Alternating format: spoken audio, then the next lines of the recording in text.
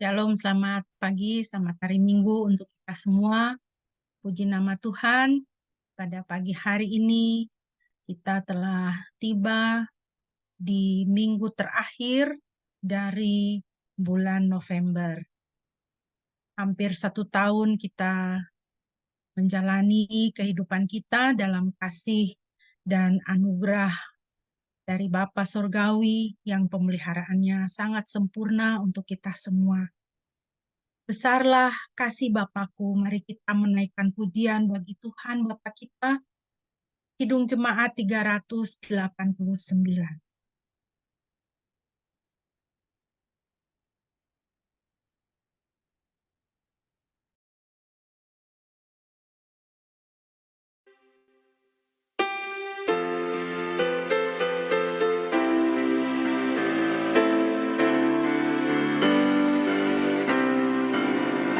Besarlah kasih Bapakku, selalu melingkupiku, di mana-mana diriku diasuhnya.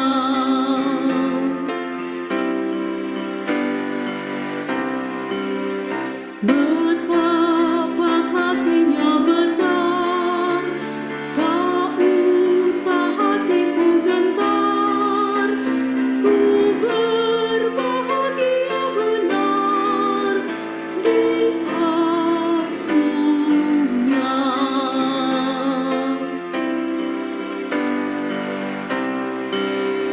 Ya Bapa dalam kasih-Mu, arahkan tiap langkahku, ku yakin Kau tetap teguh mengasuhku.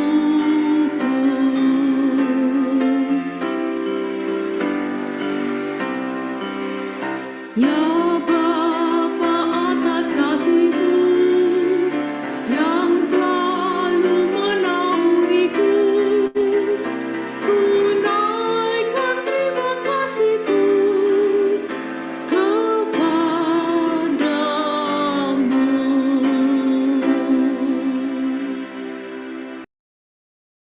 Puji nama Tuhan. Mari Bapak Ibu kita akan memulai ibadah kita. Kami persilakan Bapak Pendeta untuk boleh mentapiskan ibadah kita pada pagi hari ini. Mari jemaat yang dikasihi oleh Tuhan, kita akan berdoa dan menhabiskan ibadah kita pada pagi ini.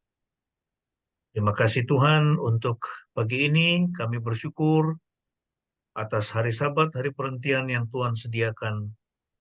Dan kami siap untuk masuk ke dalam ruang kudus-Mu, memuji, menyembah, dan mengagungkan Engkau. Kiranya ibadah kami boleh menjadi dupa yang harum bagi hormat dan kemuliaan. Terima kasih Tuhan, beracaralah di tengah-tengah kami pada pagi ini dan berkati kami semua. Jemaat yang dikasihi oleh Tuhan, ingatlah senantiasa bahwa pertolongan kita adalah di dalam nama Yahweh, Bapa, Anak, dan Roh Kudus. Turunlah kiranya damai sejahtera dari Yahweh Bapa kita, dari Tuhan Yesus Kristus, dan melalui persekutuan Roh Kudus menyertai kita sampai selama-lamanya. Amin.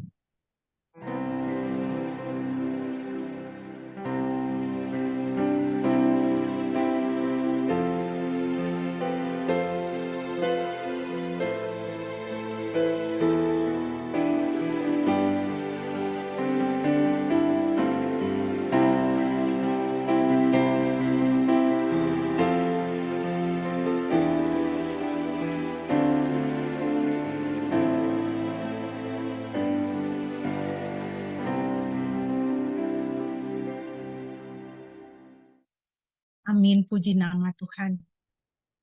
Bapak Ibu yang dikasihi Tuhan, nats pembimbing kita pada pagi hari ini terambil dari Filipi pasal 4 ayat 4 sampai dengan ayatnya yang ke-7.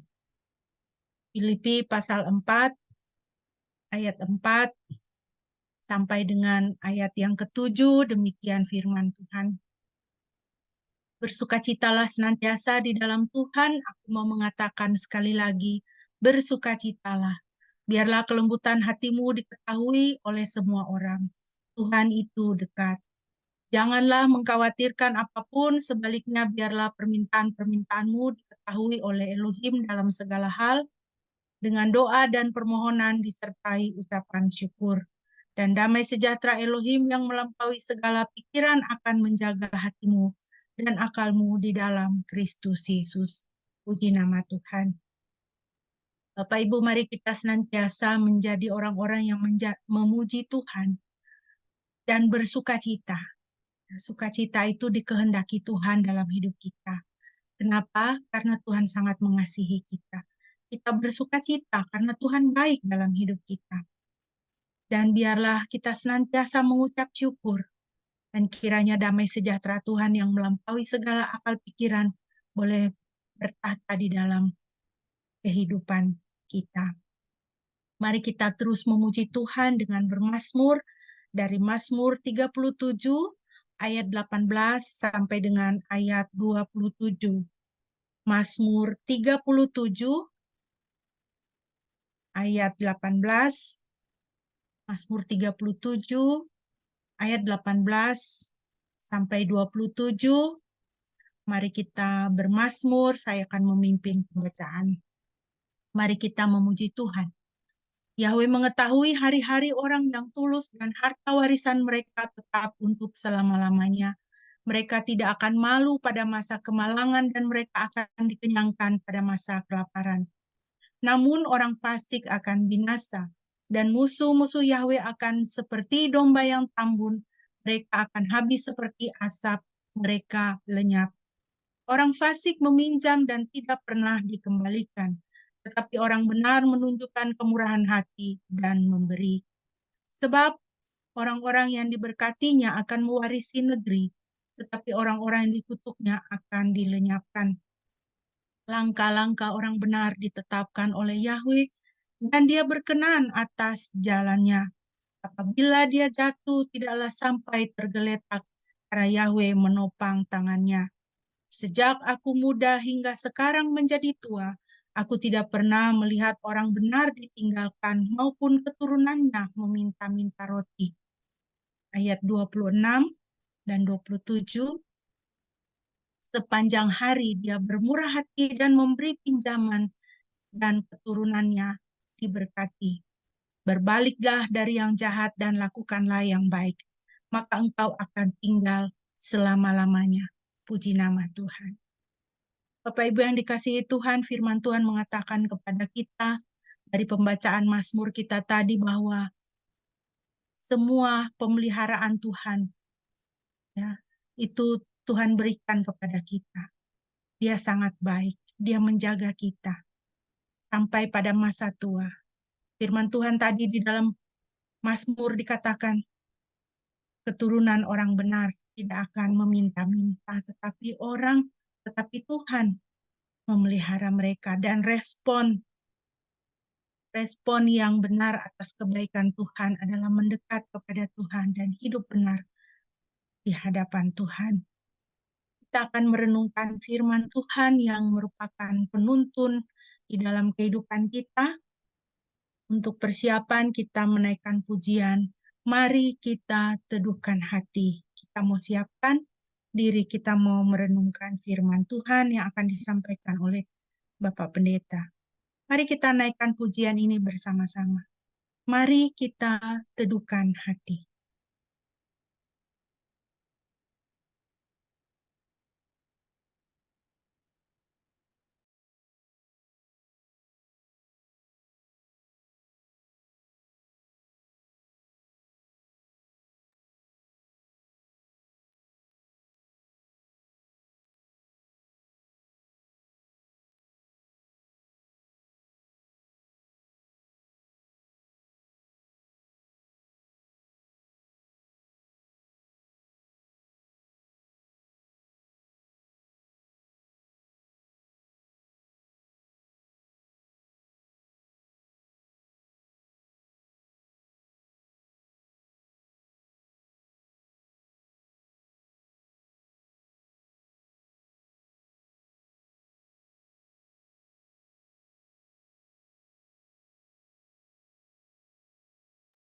Ya, sebelum kita menaikkan pujian, mari kita membaca terlebih dahulu bagian firman Tuhan yang akan kita renungkan. Mungkin Bapak Pendeta bisa menampilkan.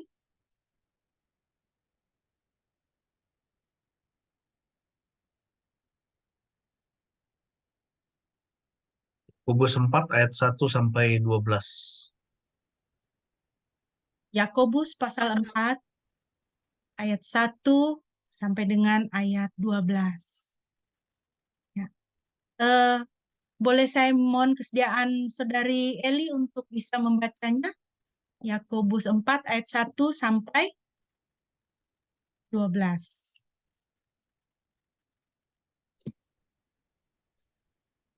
Yakobus pasal 4 ayat 1 sampai 12. Dari manakah datangnya peperangan dan pertengkaran di antara kamu? Bukankah dari hawa nafsu? Bukankah dari hawa nafsumu yang berjuang di dalam anggota tubuhmu? Kamu mengingini sesuatu, tetapi kamu tidak memperolehnya. Kamu membunuh dan cemburu, tetapi kamu tidak mampu mendapatkannya. Kamu bertengkar dan berperang, tetapi kamu pun tidak memperolehnya, karena kamu tidak berdoa. Kamu berdoa, tetapi kamu tidak menerima, sebab kamu berdoa dengan maksud yang jahat, bahwa kamu akan memakainya dalam hawa nafsumu sendiri. Hai para pezinah, tidakkah kamu mengetahui bahwa persahabatan dengan dunia adalah permusuhan dengan Elohim?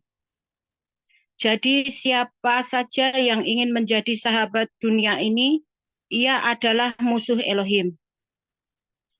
Apakah kamu berpikir bahwa kitab suci dengan tanpa tujuan mengatakan roh yang tinggal di dalam kita menginginkan kita dengan kecemburuan?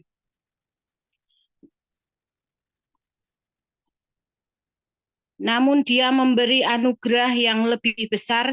Karena itu Dia berfirman, Elohim menentang orang yang sombong, tetapi Dia memberi anugerah kepada orang yang rendah hati. Karena itu tundukkanlah dirimu kepada Elohim. Lawanlah iblis, maka ia akan lari daripadamu. Mendekatlah kepada Elohim, dan Dia akan mendekat kepadamu. Basuhlah tanganmu, hai orang berdosa, dan bersihkanlah hatimu, hai orang yang mendua hati. Bersedih, meratap, dan menangislah, biarlah tawamu menjadi ratapan, dan sukacitamu menjadi duka cita. Rendahkanlah dirimu di hadapan Tuhan, maka Dia akan meninggikan kamu. Saudara-saudaraku, janganlah saling mencela orang terhadap yang lain. Siapa yang mencela dan menghakimi saudaranya, dia mencela hukum dan menghakimi hukum. Jika kamu menghakimi hukum, maka kamu bukanlah pelaku hukum, melainkan seorang hakim. Ada satu pemberi hukum, Dialah yang mampu menyelamatkan dan membinasakan. Siapakah engkau sehingga engkau menghakimi yang lain? Amin.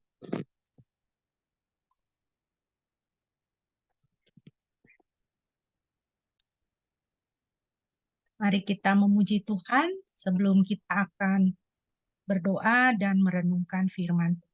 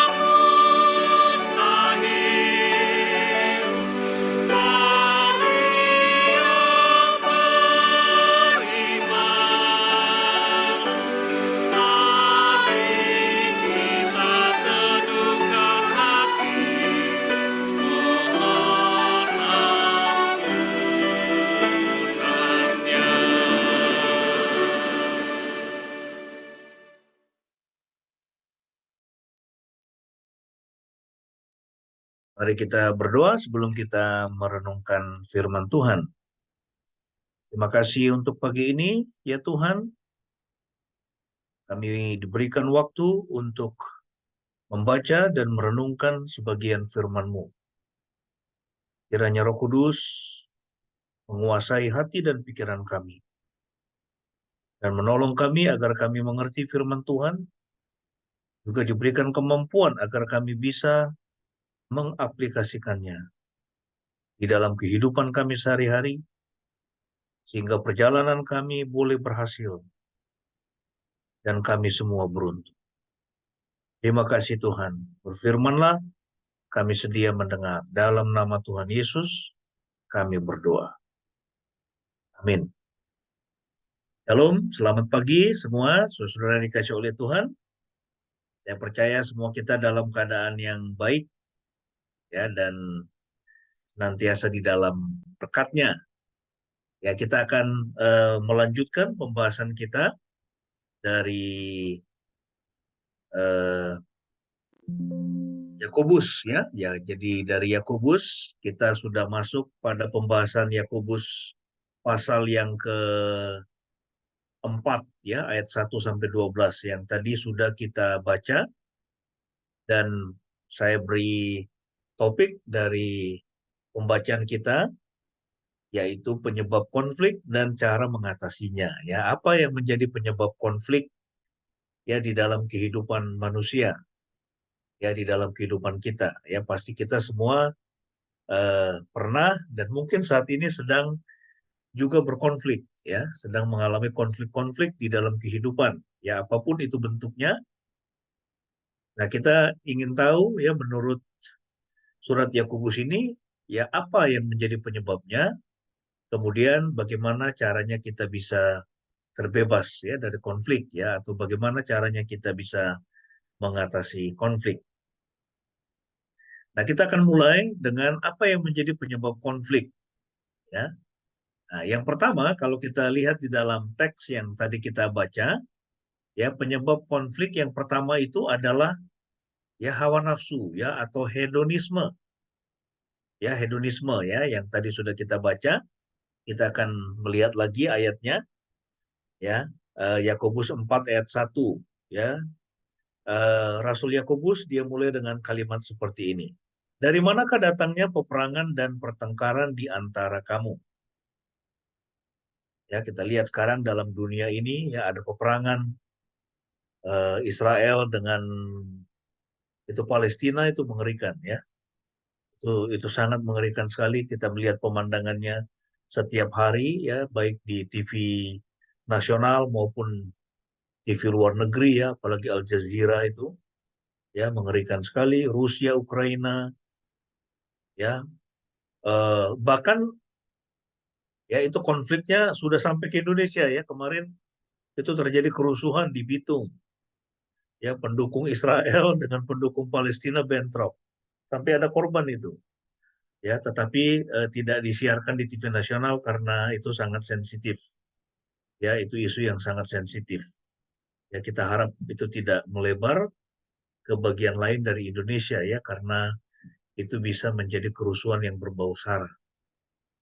Nah, ini penulis Yakobus, dia mulai dengan kalimat, dari manakah datangnya peperangan dan pertengkaran di antara kamu, ya. Peperangan dan pertengkaran itu datang dari mana, ya. Dan itu dalam bentuk pertanyaan, juga dia jawab dalam bentuk pertanyaan. Bukankah dari hawa nafsumu yang berjuang di dalam anggota tubuhmu? Ya, jadi peperangan dan pertengkaran atau konflik di dalam kehidupan manusia, baik antara dia dengan Tuhan, dia dengan dirinya, ya, dan dia dengan sesamanya, bangsa dengan bangsa, ya, itu akarnya adalah hawa nafsu. Ya, hawa nafsu yang berjuang dikatakan di dalam anggota tubuh.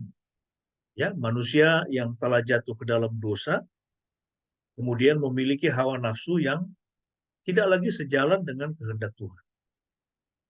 Ya, jadi hawa nafsunya itu adalah sesuatu yang, ya, di mana dia ingin mencari kesenangan, ya, mencari kesenangan.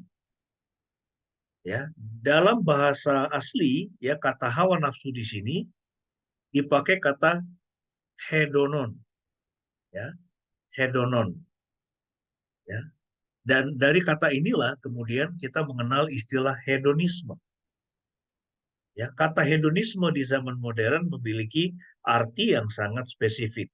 Ya, hal ini mengacu pada pengejaran kenikmatan yang berlebihan. Dalam mitologi Yunani, hedone adalah ya itu digambarkan sebagai dewi kesenangan, kenikmatan dan kegembiraan.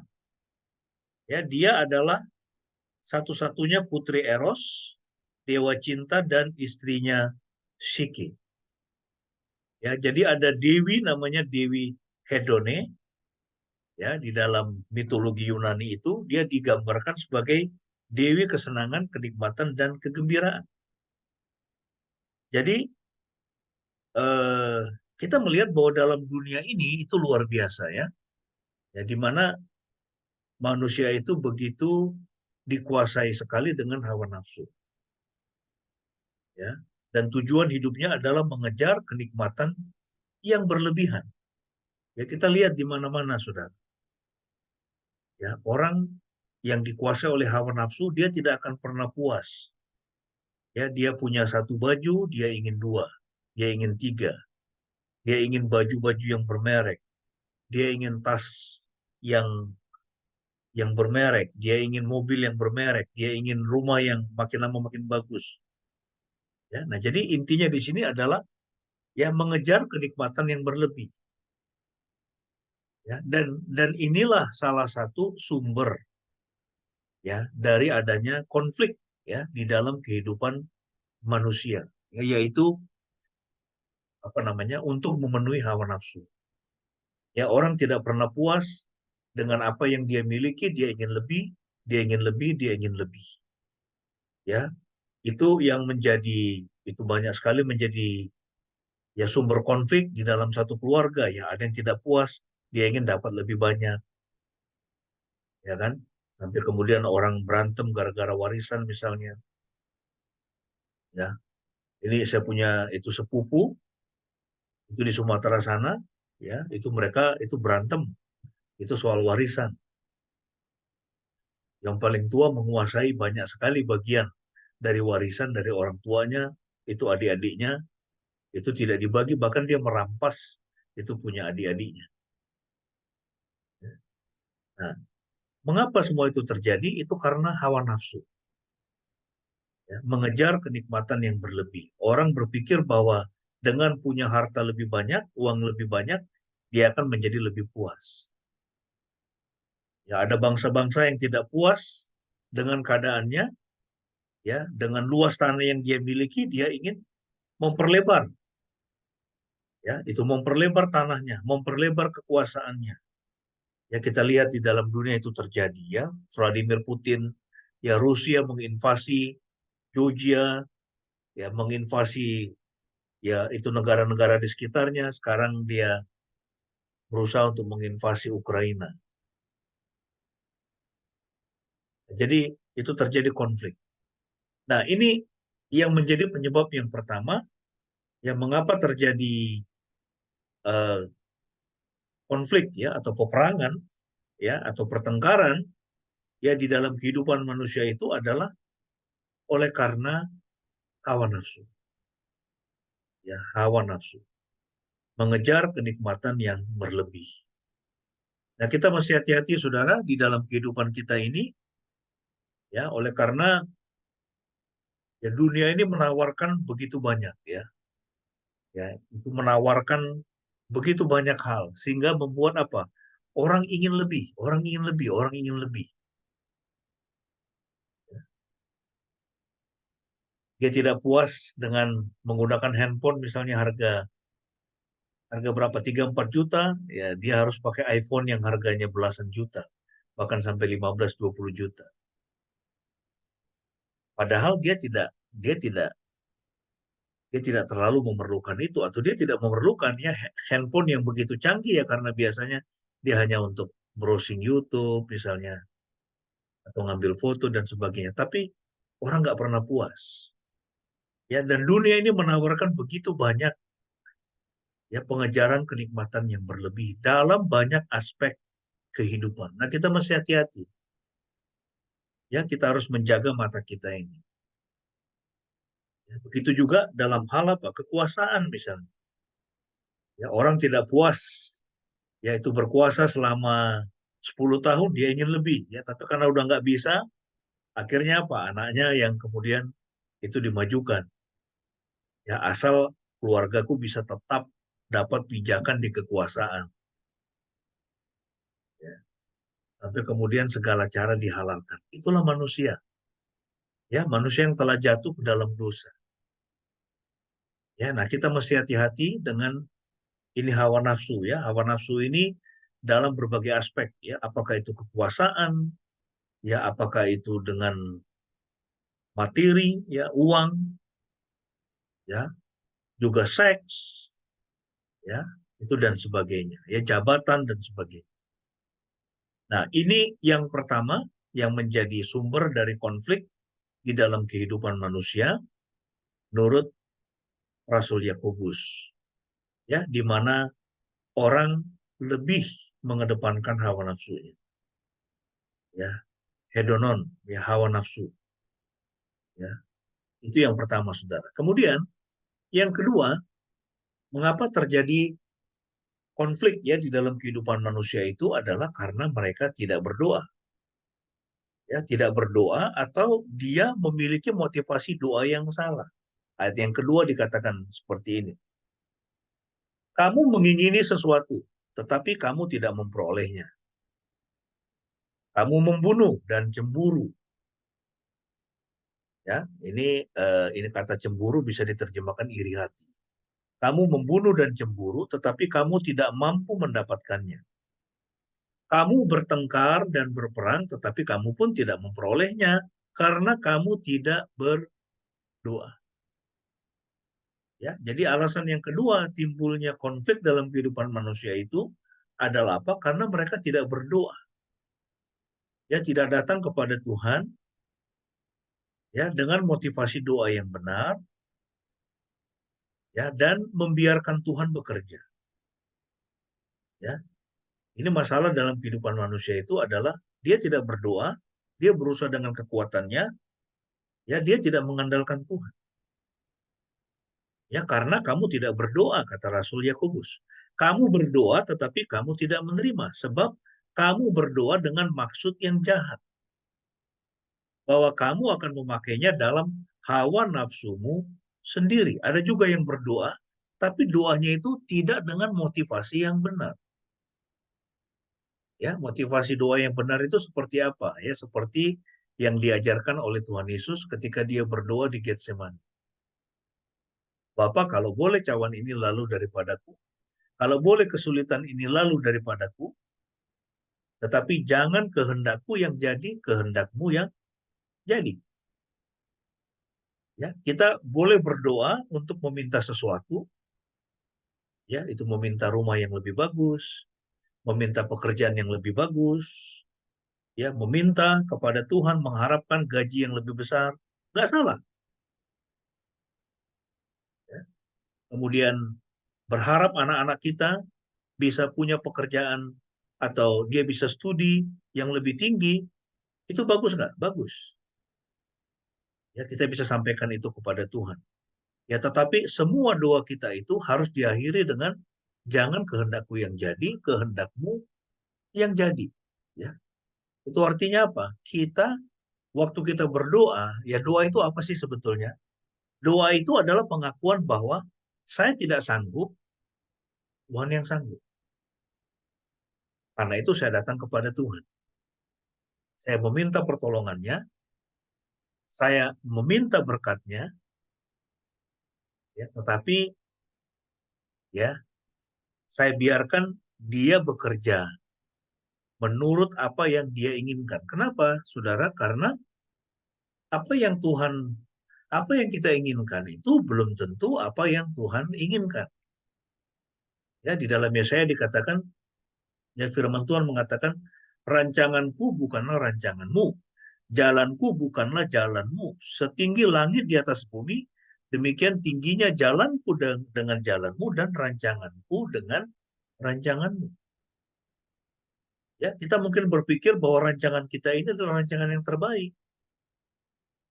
Tapi Tuhan bilang, enggak, itu bukan yang terbaik. Aku punya yang lebih baik daripada itu. Kalau kau mengikuti rancanganmu, maka rancanganmu itu akan menghancurkan hidupmu, kata Tuhan. Bagaimana Tuhan bisa mengetahui itu? Karena dia sudah ada di depan, ya kan? Dia ada di masa depan. Kita belum ada di masa depan.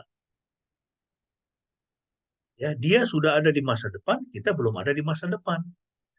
Ya, oleh karena itu kita harus mengatakan di dalam doa-doa kita, Tuhan, bukan kehendakku yang jadi, tetapi kehendak-Mu lah yang jadi, karena Dia yang paling tahu apa yang terbaik untuk hidup kita.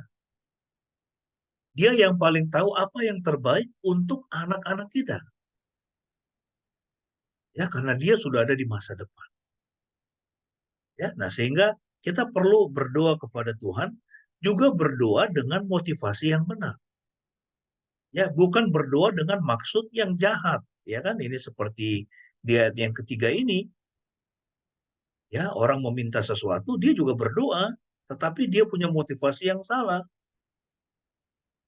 Ya, misalnya apa? Ya, dia ingin dia meminta sesuatu dari Tuhan dengan tujuan apa? Untuk mensyiriki itu orang lain, ya. Atau misalnya untuk mensyiriki itu tetangganya misalnya. Untuk menyombongkan diri misalnya. Untuk memperlihatkan bahwa dia bisa. Bahwa dia mampu, dia sanggup. Ya. Nah, jadi ini adalah motivasi yang salah. Ini yang kedua, Saudara. Ya, oleh karena tidak berdoa, ya, itulah sumber dari konflik, ya, atau penyebab konflik dalam kehidupan kita. Ya, atau orang berdoa tetapi dia punya motivasi doa yang salah. Ya. Ada orang yang berdoa mengharapkan orang lain mati, orang yang dia benci mati. Itu keliru sekali. Jangan pernah, ya, mengharapkan atau mendoakan orang lain mengalami kesialan. Ya, Tuhan Yesus mengatakan, berkatilah musuhmu. Dengan memberkati musuhmu, itu seperti kamu menumpukan bara api di atas kepalanya. Jadi justru ketika kita memberkati musuh kita, dan kalau musuh kita itu dia tidak bertobat juga, maka Tuhan sendiri akan bertindak atas hidupnya. Dan hukuman Tuhan itu, ya, disiplin Tuhan itu jauh lebih menyakitkan, jauh lebih berat, ya, daripada apa yang bisa kita lakukan, Saudara. Ya, jadi jangan pernah mengharapkan orang lain mengalami kesialan, ya, karena kita nggak suka dia. Itu yang kedua, ya. Sumber konflik yang kedua adalah tidak berdoa. Kemudian yang ketiga, sumber konflik yang ketiga itu adalah, ya, ketika kita bersikap duniawi, ya, mementingkan dunia. Ya, itu tadi yang pertama adalah karena kita mengejar kesenangan. Hedonisme. Kemudian yang kedua, ya, sumber konflik yang kedua adalah karena kita tidak berdoa atau kita berdoa dengan motivasi yang salah. Yang ketiga adalah karena kita bersikap duniawi. Ya, menjadi orang duniawi. Ayat yang keempat dan ayat yang kelima. Hai para pezina. Ya, di sini dipakai kata pezina, adulterer. Ya, dalam konteks ini itu pezina bukan dalam konteks, ya, seorang pria yang berzina dengan seorang wanita. Ya, tetapi ini dalam konteks di mana orang, ya, tidak lagi fokus mengejar Tuhan atau mencari Tuhan. Hai para pezina, tidakkah kamu mengetahui bahwa persahabatan dengan dunia adalah permusuhan dengan Elohim?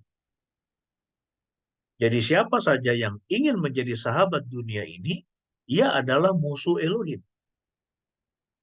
Apakah kamu berpikir bahwa kitab suci dengan tanpa tujuan mengatakan, roh yang tinggal di dalam kita menginginkan kita dengan kecemburuan?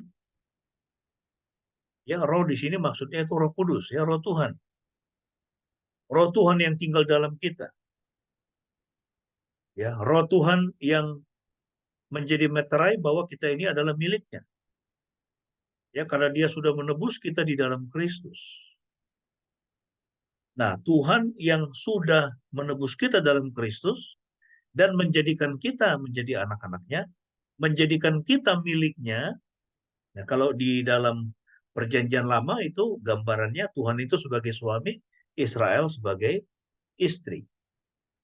Ya, atau di dalam perjanjian baru kitab Wahyu misalnya, kita digambarkan sebagai mempelai wanita, Kristus sebagai mempelai pria. Ya, Tuhan kita sebagai istri, Kristus sebagai suami kita. Ya, dia yang memiliki kita. Ya, karena dia yang memiliki kita dan dia tinggal di dalam kita, jadi dia menginginkan kita dengan kecemburuan.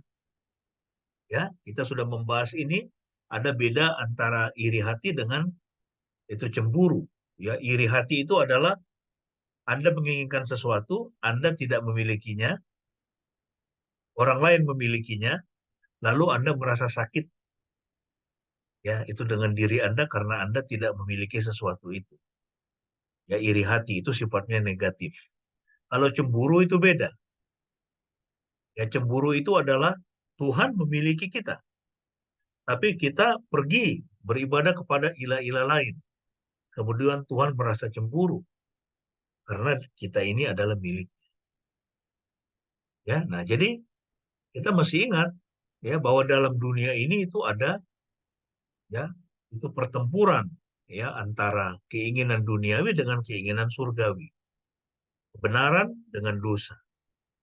Tuhan dengan iblis. Nah, kita mau pilih yang mana? Di sini di dalam ayat yang keempat, Rasul Yakobus mengatakan persahabatan dengan dunia adalah permusuhan dengan Elohim. Ya, dan Tuhan mau supaya kita tidak menjadikan dunia ini sahabat kita. Ya, kalau kita lihat saudara, dunia ini semakin mengerikan ya.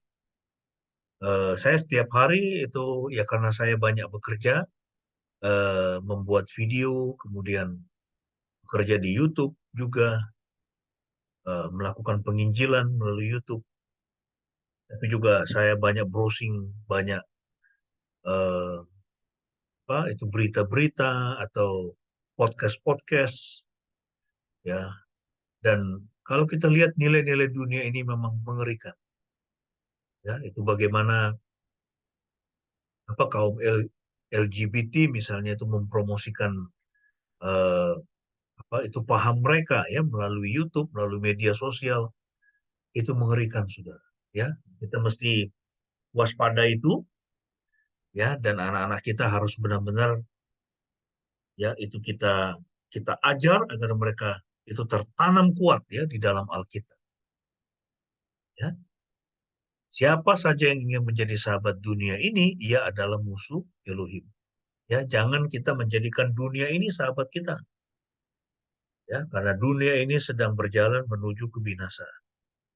Ya, nilai-nilai dunia ini semakin mengerikan, saudara. Ya, hedonisme, keserakahan, ya dosa, perzinahan, ya itu mengerikan ya. Kita lihat setiap saat ya di seluruh dunia. Kebencian, ya, itu mengerikan.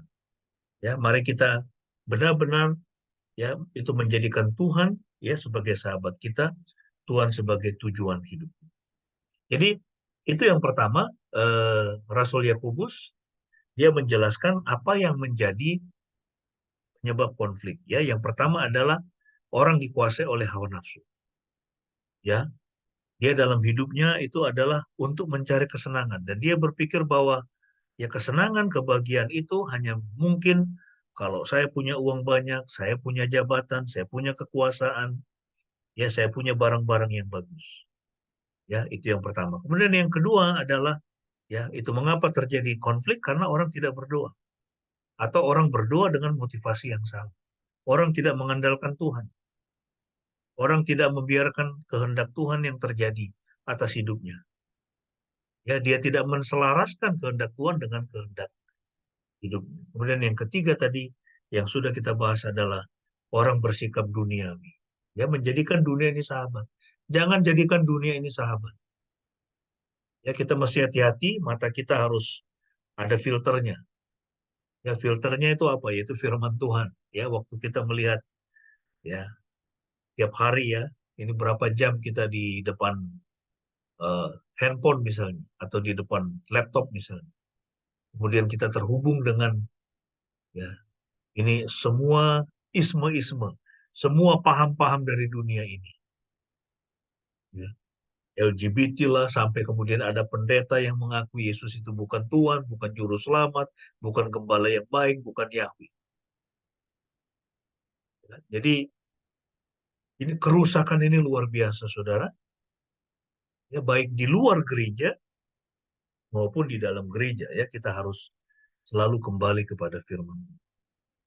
Kemudian, ya, ini pembahasan yang kedua, lalu kemudian bagaimana cara menyembuhkannya, ya, atau ini bagaimana cara mengatasi, ya, supaya kita bisa tidak lagi, ya, mengalami konflik, atau kita bisa mengatasi konflik, ya, di dalam kehidupan, ya, baik itu peperangan atau itu pertengkaran, ya. Nah, kalau kita melihat itu Rasul Yakobus, dia membahas Yakobus pasal yang keempat. Kalau Anda melihat di dalam Yakobus pasal yang ketiga, ya, itu di ayat yang terakhir Anda akan ketemu dia 2 kali berbicara tentang damai. Ya, pentingnya peace, pentingnya damai di tengah-tengah jemaat, pentingnya damai di dalam kehidupan kita. Ya, ini saya tidak tahu apakah Anda, ya, semua saat ini hidup di dalam damai. Ya, saya harap kita semua hidup di dalam damai, ya, karena penting sekali. Ya, kalau kita tidak hidup dalam damai, ya, terus hidup dalam konflik, ya, itu maka sakit penyakit juga akan menggerogoti kehidupan. Nah, bagaimana cara mengatasi konflik? Yang pertama itu adalah, ya, yang disampaikan oleh Rasul Yakobus dalam teks ini, ya, kita harus tunduk kepada Tuhan. Ya, kita harus tunduk. Kita harus tunduk kepada nilai-nilai kerajaan surga. Ya, kita harus tunduk kepada kehendak Tuhan. Seperti Tuhan Yesus yang berkata, jangan kehendakku, kehendakmu yang jadi.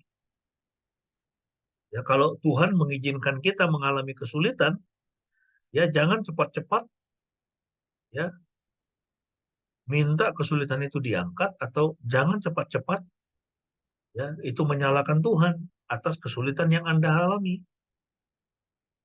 Ya, karena bisa jadi itu bagian dari cara Tuhan mendidik kita. Ya kan? Supaya kita naik ke dalam tingkatan iman yang lebih tinggi. Ya, tunduk kepada Tuhan, lawan iblis. Ayat yang ke-7. Karena itu tunduklah, ya, tundukkanlah dirimu kepada Elohim. Lawanlah iblis, maka ia akan lari daripada. Ya, jadi supaya kita bisa mengatasi konflik dalam kehidupan kita, ya, kita harus submit ourselves. Ya, menundukkan diri kita, ya. Tunduk dalam aspek apa? Ya, itu rencana-rencana kita. Keinginan-keinginan kita. Ya, semua harus kita tundukkan itu kepada kehendak Tuhan. Ya, dan setiap hari kita, ya, itu perlu berdoa, itu doa yang apa? Itu yang simple. Ya, setiap hari, ya, kita cukup katakan, Tuhan, saya mau melakukan apapun hari ini, tolong saya untuk saya bisa melakukannya bagi kemuliaan-Mu. Jangan kehendakku yang jadi, kehendak-Mu yang jadi. Saya menundukkan semua rancangan hidup saya, rancangan atas keluarga saya, rancangan atas anak-anak saya kepadamu. Beri saya hikmat.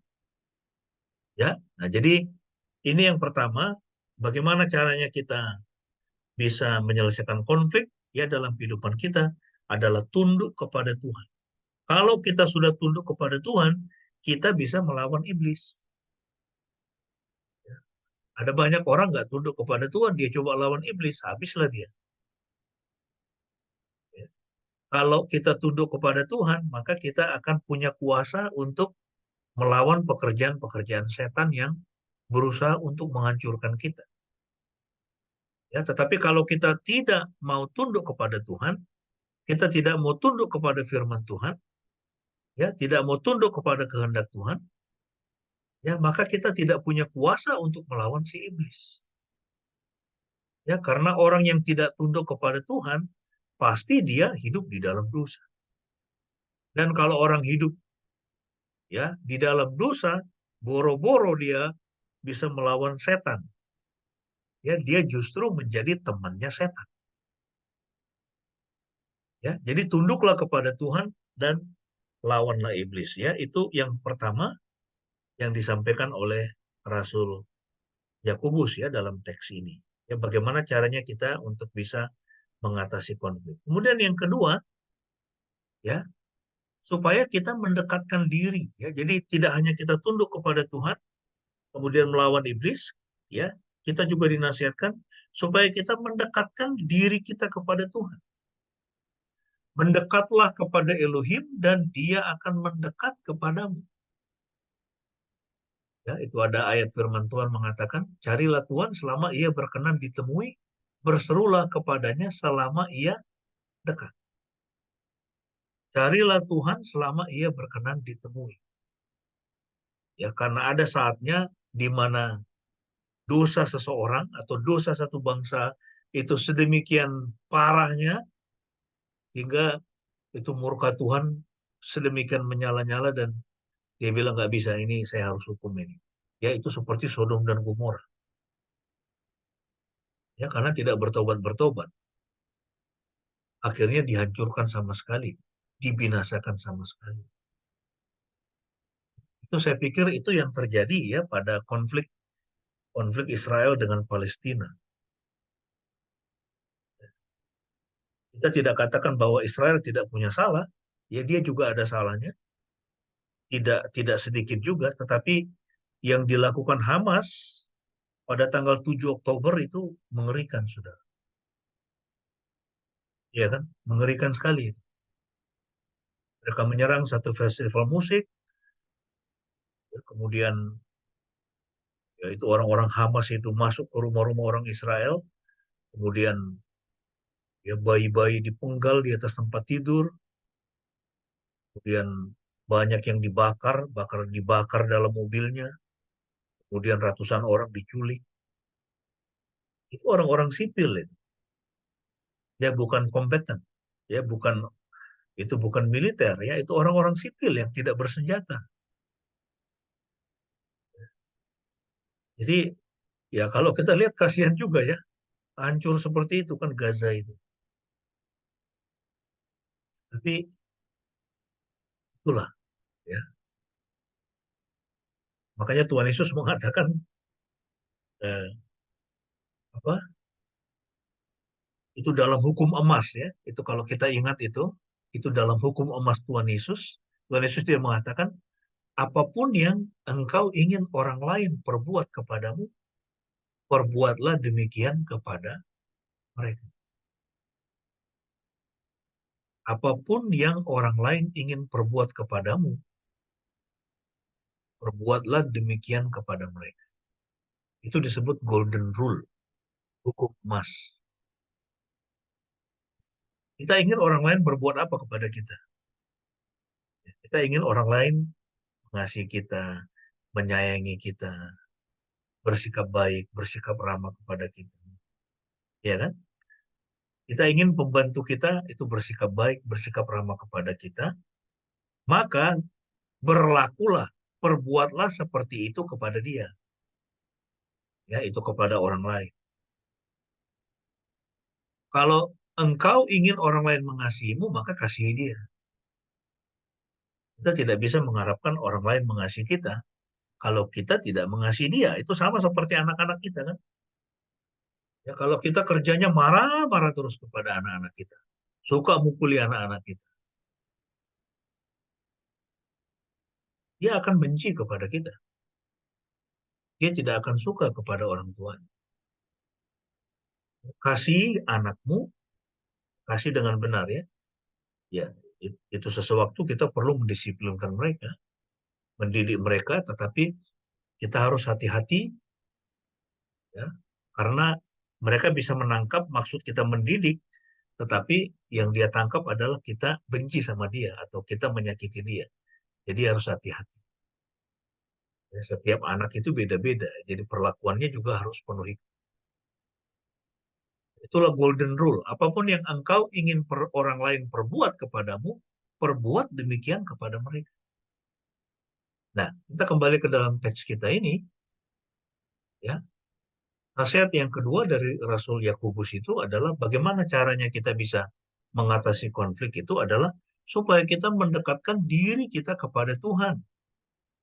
Supaya kita membasuh tangan kita, dikatakan, basuhlah tanganmu, hai orang berdosa, dan bersihkanlah hatimu, hai orang yang mendua hati.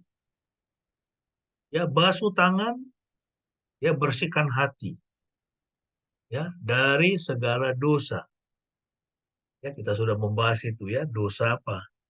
Dosa kepahitan, dosa dendam, dosa kebencian, dosa tidak mengampuni.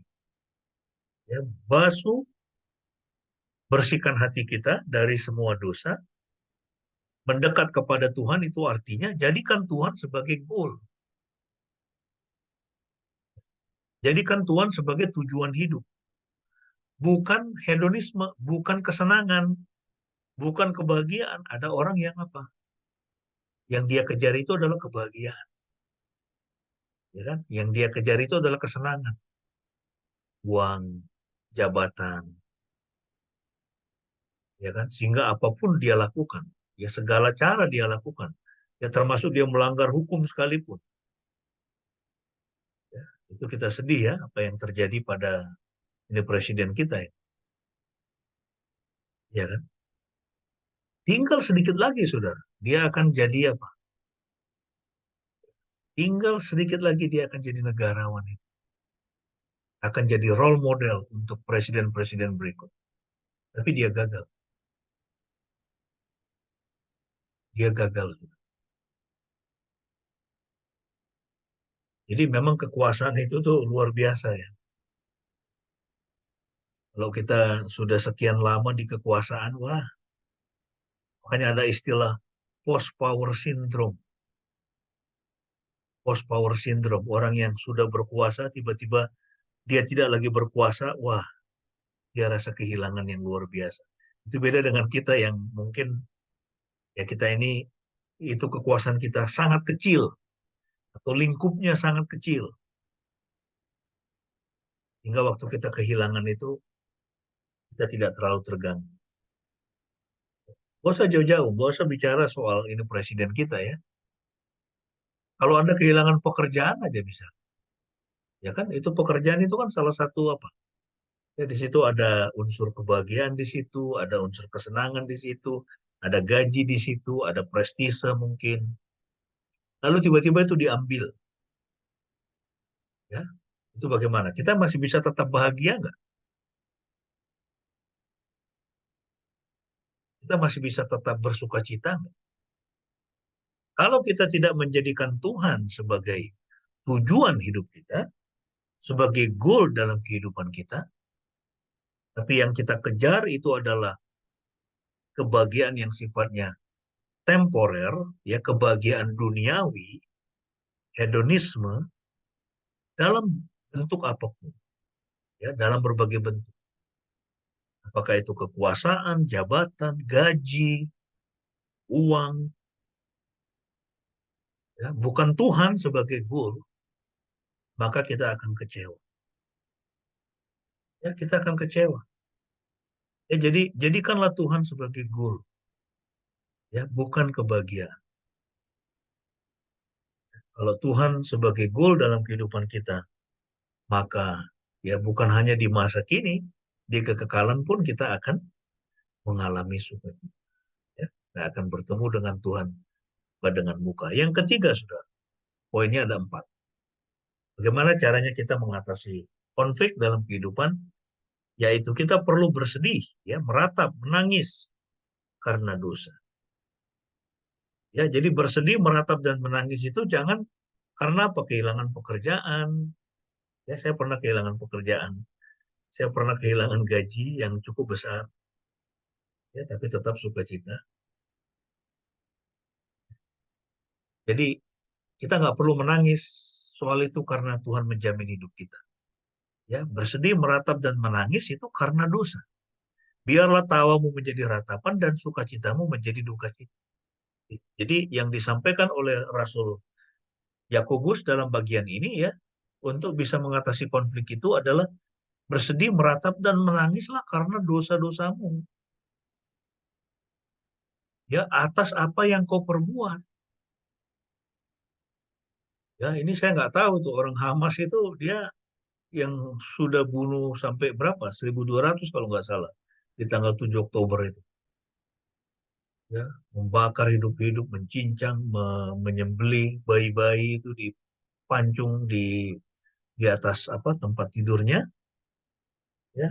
Lalu kemudian mereka melihat kehancuran Gaza seperti itu. Ya kira-kira ini mereka bersedih, meratap, dan menangis nggak ya? Atau rakyat Gaza itu ya, ketika tawanan itu dibawa masuk, ada yang sudah mati, ada yang selagi sekarat, ada yang apa, dan mereka pukulin itu kan, rakyat banyak. Dan sekarang mereka menderita seperti ini.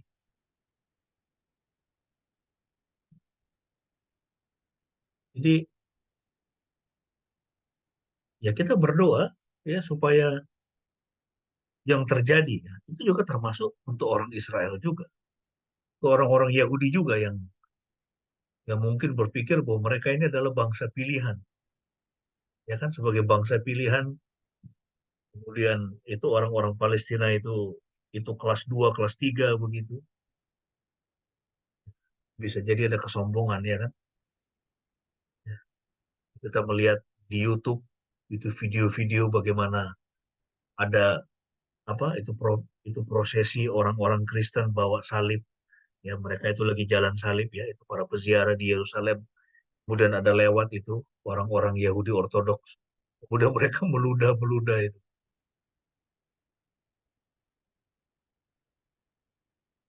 Jadi ya, ini juga adalah satu bangsa, ini lebih tepat itu saya menyebut satu sistem kepercayaan ya, Yudaisme ya, karena Yudaisme itu juga menolak Yesus kan. Ya, itu mereka mengakui Yesus mati di atas kayu salib, tapi mereka menolak Yesus bangkit dari kematian dan mereka menolak Yesus sebagai Mesias. Mereka menolak Yesus sebagai Tuhan. Jadi kalau kita melihat ya, ini dua sisi ini dua bangsa yang bertikai ini, dua-duanya mewakili dua-duanya mewakili ideologi yang ya, di dalam kitab sucinya ada disebut soal Mesias. Yang satu itu mengatakan ya, itu Mesias belum datang, ya kan? Mereka masih menantikan Yesus itu dia bukan Mesias. Ya, tapi betul dia mati di salib, tapi dia tidak bangkit. Yang satu lagi itu mengatakan Isa Al-Masih, ya dia itu hanya nabi, ya dia tidak disalib, dia diangkat oleh Allah ke surga. Jadi dua-duanya menolak Yesus. Dua sistem kepercayaan ini sama-sama menolak Yesus. Tidak mengakui Yesus sebagai Tuhan dan Juru Selamat, tidak mengakui dia sebagai Mesias yang mengampuni dosa, dan kita lihat tidak ada damai di antara mereka. Karena mereka ini padahal mereka ya ini dua agama ini atau dua keyakinan ini sama-sama tinggal di tanah perjanjian. Tapi mereka lupa bahwa tanah perjanjian itu adalah berbicara tentang hidup di hadapan hadirat Tuhan. Jadi ketika mereka menolak Mesias, mereka menolak Yesus, tidak ada pengampunan Tuhan atas mereka. Tidak ada sang raja damai yang memerintah hati dan pikiran mereka. Sehingga apa yang ada itu apa? Kebencian. Ya kan? Itu kebencian karena mereka menolak apa yang diajarkan oleh Sang Mesias. Kristus yang mengatakan, kasihilah musuhmu, berkatilah musuhmu, ya, ampunilah musuhmu. Jikalau saudaramu berbuat dosa 7 kali dalam sehari, 7 kali dia datang kepadamu dan mengatakan, aku menyesal, kau harus ampuni dia. Tapi mereka menolak Mesias. Dengan kata lain, mereka menolak Tuhan sendiri, menolak rancangan Tuhan sendiri bagi hidup manusia. Ya, sehingga sulit ya bagi dua bangsa ini untuk mereka bersedih dan meratap karena dosa-dosa mereka. Kenapa?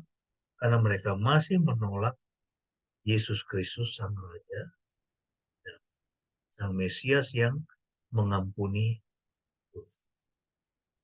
Nah, ini poin yang ketiga, bersedih dan meratap karena dosa, ya, untuk kita bisa keluar dari konflik, perangan, ya, pertengkaran satu sama lain. Dan yang terakhir, rendahkanlah diri di hadapan Tuhan. Ya, rendahkanlah dirimu di hadapan Tuhan, maka Dia akan meninggikan kamu. Ya, bagaimana kita bisa mengatasi konflik dalam kehidupan kita adalah kita harus rendah hati di hadapan Tuhan. Ya, mengakui bahwa saya tidak mampu, saya tidak sanggup, ya, menyelesaikan masalah-masalah di dalam kehidupan saya. Dan saya pikir ini satu karakter yang sangat kuat, ya, Tuhan tuntut, ya, sehingga banyak sekali ayat di dalam Alkitab, ya, di situ itu di mana Tuhan mengatakan, di firman Tuhan mengatakan bahwa Tuhan itu menentang orang yang congkak, ya, Tuhan menentang orang yang tinggi hati, ya, tetapi Dia bersemayam di antara atau di tengah-tengah orang yang hatinya hancur, hatinya remuk. Ya. Mengapa, saudara? Karena Tuhan kita itu Tuhan yang rendah hati, ya kan? Ya, Tuhan kita itu Tuhan yang rendah hati. Tuhan Yesus mengatakan apa? Ya, itu Dia mengatakan, marilah kepada semua yang letih lesu dan berbeban berat, aku akan memberi kelegaan kepadamu. Pikulah kuk yang kupasang, belajarlah padaku, ya, karena aku ini lemah lembut dan rendah hati. Itulah Tuhan Alkitab. Ya, Tuhan yang Maha Kuasa, Tuhan Sang Pencipta, Dia bisa melakukan apapun, tetapi Dia digambarkan sebagai Tuhan yang lemah lembut dan rendah hati. Jadi kalau Tuhan itu sosok yang rendah hati, maka kita juga harus menjadi orang-orang yang rendah. Ya, karena kita menyadari, kita mengakui kita tidak bisa tanpa Tuhan. Kita membutuhkan Tuhan. Ya, dan kalau kita merendahkan hati kita di hadapan Tuhan, kita menjadi orang rendah hati, maka ini janjinya, Dia akan meninggikan kamu. Ya, bukan saya yang berusaha atau saya dengan usaha saya, ya, untuk meninggikan diri saya. Tuhan akan meninggikan kalau kita rendah hati di hadapan Tuhan, rendah hati di hadapan sesama. Ya, ini saya kira di tengah-tengah dunia yang ya penuh dengan konflik, ya, Rusia Ukraina belum selesai, tambah lagi Palestina dengan Israel, kemudian kejadian lagi di Bitung kemarin. Wah, ini mudah-mudahan nggak merembet ke Kupang, ya, atau ke ini tempat-tempat lain, bahkan juga di Pulau Jawa, Sumatera, dan sebagainya. Itu isu yang sangat sensitif. Ya, kita harap tidak terjadi kerusuhan, ya, dan ini saya pikir dua pihak, dua-dua perlu diajar ini, ya. Orang Kristen juga, ya kan. Ini semua perlu belajar untuk merendahkan di hadapan Tuhan, ya, dan kita masih ingat, ya, ini sebagai penutup. Kita mesti ingat bahwa Tuhan itu, ya, itu menciptakan Adam dan Hawa, dan itu ditempatkan di awal, ya kan? Itu Alkitab dimulai dengan kisah mengenai Adam dan Hawa. Siapa Adam dan Hawa? Adam dan Hawa adalah nenek moyang semua umat manusia. Ya, bukan kisah mengenai Abraham, nenek moyang orang beriman. Ya, tetapi kisah mengenai Adam dan Hawa. Ya, Adam dan Hawa adalah nenek moyang semua manusia. Itu artinya apa? Artinya Tuhan tidak membeda-bedakan siapa. Ya, kita harus mengasihi orang-orang Palestina, kita juga harus mengasihi ya itu orang-orang Arab ya, orang-orang Arab Palestina apapun agamanya kita harus mengasihi mereka. Orang-orang Israel yang menolak Yesus pun kita harus mengasihi mereka. Ya, kita harus mengasihi semua orang. Ya. Mengapa? Karena tidak seorang pun yang dia bisa memutuskan atau menentukan dia mau lahir dari bangsa apa atau dia mau lahir dari suku apa, benar nggak? Tidak ada di antara kita yang bisa memutuskan ya atau menentukan, oh ini saya mau lahir dari orang Jawa saja atau ini saya mau lahir dari orang Ambon saja atau lahir sebagai orang Ambon atau saya mau lahir sebagai orang Amerika. Nggak ada. Ya, semua sudah ada dalam agenda Tuhan. Semua ada dalam penentuan Tuhan. Dan Tuhan kita itu adalah Tuhan yang universal. Ya, dia Tuhan yang universal. Dia mengasihi semua orang. Ya, dan Alkitab mengatakan Tuhan dia tidak ingin satu orang pun binasa. Dia ingin semua orang boleh diselamatkan, boleh memiliki pengetahuan yang benar. Itulah sebabnya mengapa kita perlu penginjilan. Menginjili siapapun, bukan dengan tujuan untuk membawa mereka ya itu masuk itu kepada kekristenan menjadi orang Kristen, bukan. Ya, tapi tujuannya supaya mereka boleh bertemu dengan Yesus. Mereka boleh menjadi pengikut Yesus, mereka boleh menjadi murid Kristus. Ya, karena orang ada dalam gereja belum tentu dia adalah ya itu murid Kristus atau pengikut Yesus. Ya, tetapi orang yang menjadi pengikut Kristus kita bisa temukan mereka di dalam gereja. Tapi tidak semua orang dalam gereja itu adalah pengikut Kristus. Kiranya kebenaran firman Tuhan ini memotivasi kita ya dan mengingatkan kita ya kita hidup di tengah-tengah dunia yang kita nggak tahu ya dalam 1-2 tahun ke depan ini akan seperti apa. Ya, ada banyak para ahli ya, itu ahli-ahli politik dan militer mengatakan sebetulnya kita ini sekarang sudah memasuki perang dunia yang ketiga katanya. Tapi dia itu pelan-pelan seperti itu. Nah, di tengah-tengah dunia yang penuh dengan kebencian seperti ini, mari kita ingat ya ini perkataan Tuhan Yesus. Berbahagialah mereka yang membawa damai karena mereka adalah anak-anak Elohim. Kiranya kita bisa menjadi pembawa damai dimanapun kita berada. Kita akan menutup bagian firman ini sambil kita mempersiapkan diri kita untuk memasuki perjamuan kudus Tuhan. Mari kita berdoa. Tuhan, terima kasih kami boleh kembali belajar kebenaran firman-Mu. Apa yang menjadi penyebab konflik? Apa yang menjadi penyebab peperangan, pertengkaran di dalam kehidupan manusia?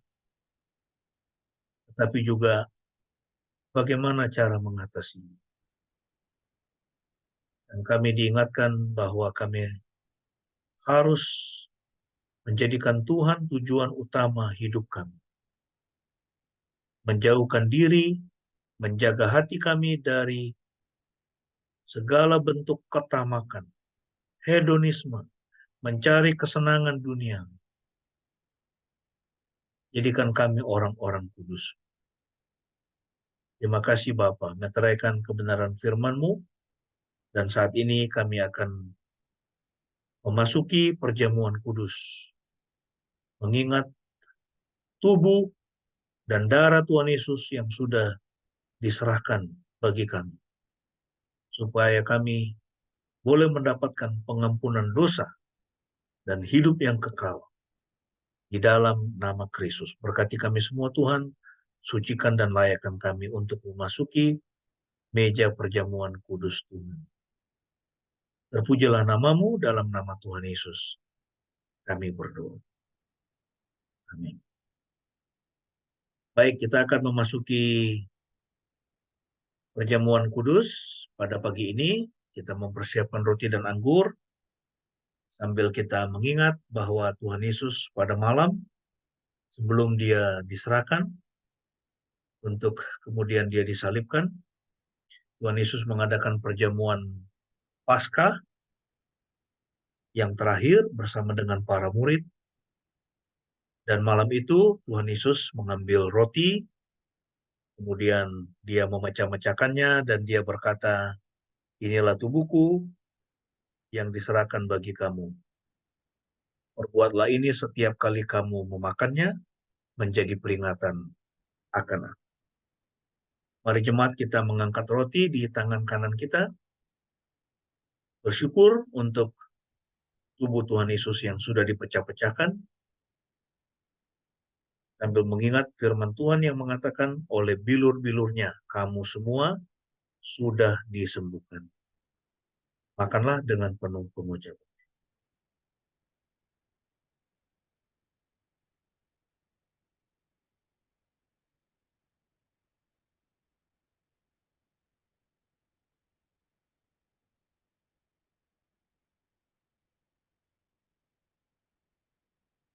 Kemudian Tuhan Yesus mengambil cawan yang berisi anggur, dan dia berkata, inilah darahku, darah perjanjian, yang ditumpahkan bagi kamu untuk penebusan dosa. Perbuatlah ini setiap kali kamu meminumnya, menjadi peringatan akan aku. Mari kita mengangkat anggur di tangan kita, sambil mengingat darah Tuhan Yesus yang mengalir di Bukit Golgota. Dia menyerahkan nyawanya, dia mencurahkan darahnya untuk membasuh semua dosa-dosa kita. Mari kita minum dengan pengucapan.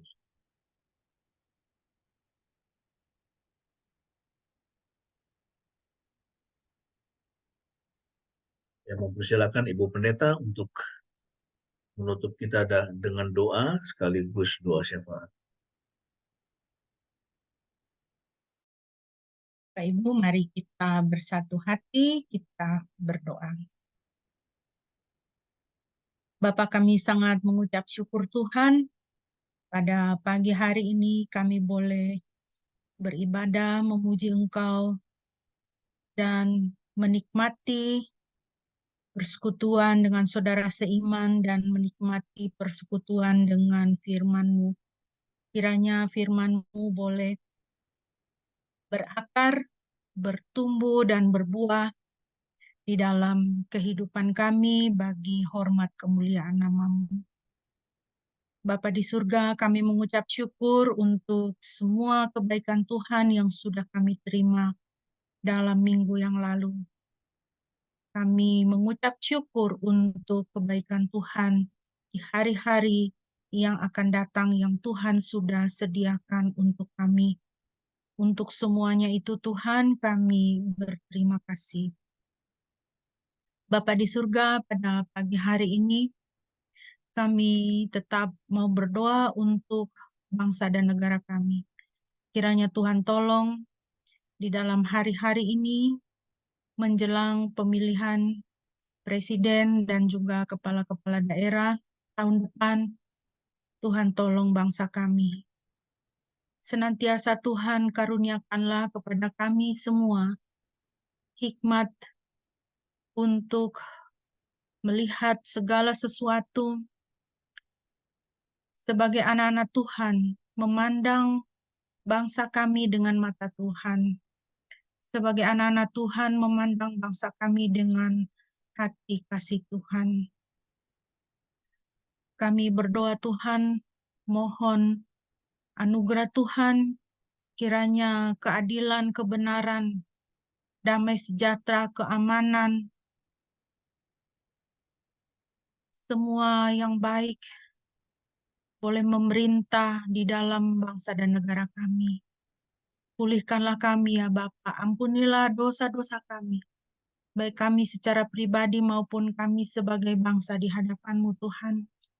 Segala sesuatu yang salah, segala sesuatu yang jahat yang tidak berkenan di hadapan Tuhan, yang menduka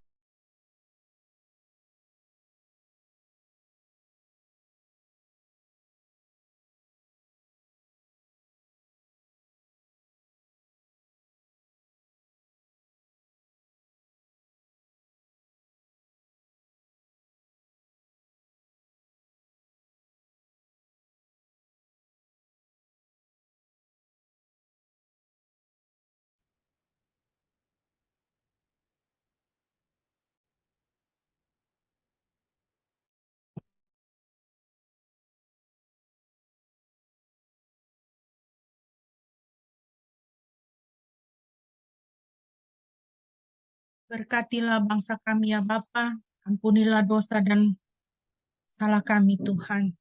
Berkati juga jemaat-Mu Tuhan pada pagi hari ini di dalam kehidupan kami masing-masing, di dalam situasi kehidupan kami Tuhan. Baik kami sebagai orang-orang muda, sebagai orang-orang tua, Tuhan berkati di tempat studi, di pekerjaan, kiranya Tuhan memberkati kami semua. Biarlah kami juga terus memelihara persekutuan kami dengan sesama dan dengan Tuhan terutama. Terima kasih Bapa, kami sungguh mengucap syukur. Kami alaskan doa kami hanya di dalam nama Tuhan Yesus yang telah mengajarkan kami berdoa demikian. Bapa kami yang di surga, dikuduskanlah namamu, datanglah kerajaan-Mu, jadilah kehendak-Mu di bumi seperti di surga. Berikanlah kami pada hari ini makanan kami yang secukupnya, dan ampunilah kami akan kesalahan kami, seperti kami juga mengampuni orang yang bersalah kepada kami, dan janganlah membawa kami ke dalam pencobaan, tetapi lepaskanlah kami daripada yang jahat, karena Engkau yang punya kerajaan dan kuasa dan kemuliaan sampai selama-lamanya. Amin. Bapak Ibu yang dikasihi Tuhan, mari kita bersama-sama dengan gereja sepanjang segala masa kita mengucapkan pengakuan kita di hadapan Tuhan, dan sesama marilah kita berkata demikian. Aku percaya kepada Elohim, Bapa yang Maha Kuasa, Khalik langit dan bumi, dan kepada Yesus Kristus, Anaknya yang tunggal Tuhan kita, yang dikandung dari Roh Kudus, lahir dari anak darah Maria, yang menderita sengsara di bawah pemerintahan Pontius Pilatus, disalibkan, mati dan dikuburkan, turun ke dalam kerajaan maut. Pada hari yang ketiga bangkit pula dari antara orang mati, naik ke sorga, duduk di sebelah kanan Elohim, Bapa yang Maha Kuasa. Dan dari sana ia akan datang untuk menghakimi orang yang hidup dan yang mati. Aku percaya kepada Roh Kudus, gereja yang kudus dan persekutuan orang kudus, pengampunan dosa, kebangkitan tubuh dan hidup yang kekal. Amin. Bapak Ibu yang dikasihi Tuhan, kita akan mengakhiri ibadah kita pada pagi hari ini. Mari kita menaikkan pujian dari Kidung Keesan 587, Kau Tetap Tuhanku Yesus.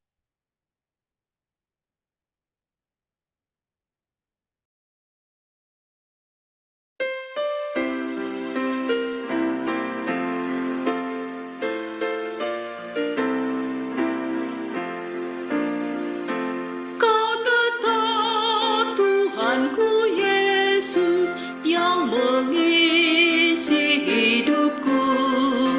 Kau Rajaku selama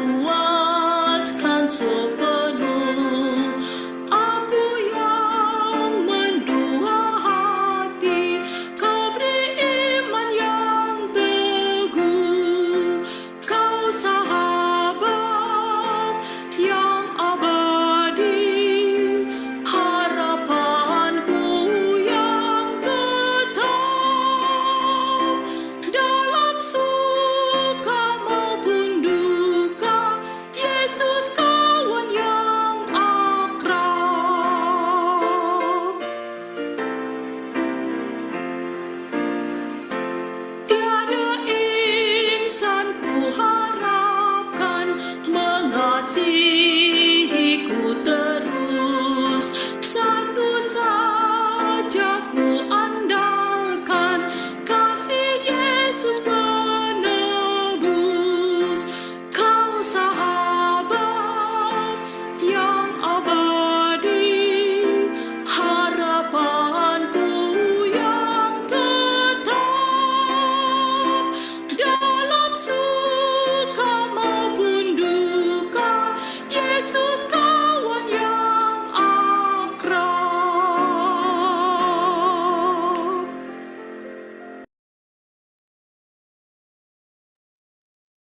Doa penutup dan doa berkat akan disampaikan oleh Bapak Pendeta. Kami persilakan.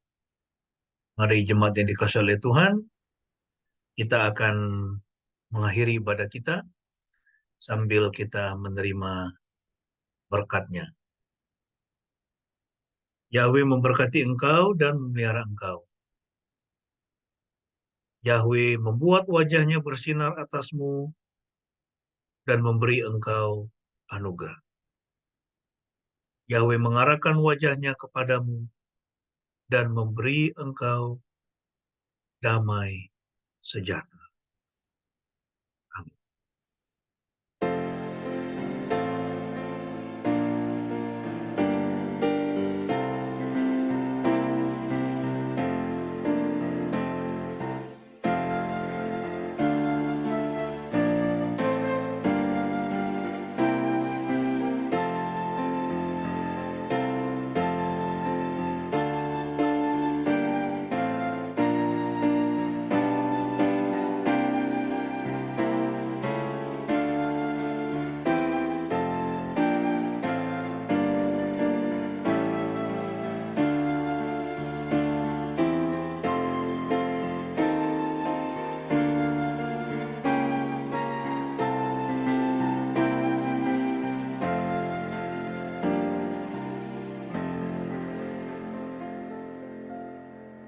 Amin.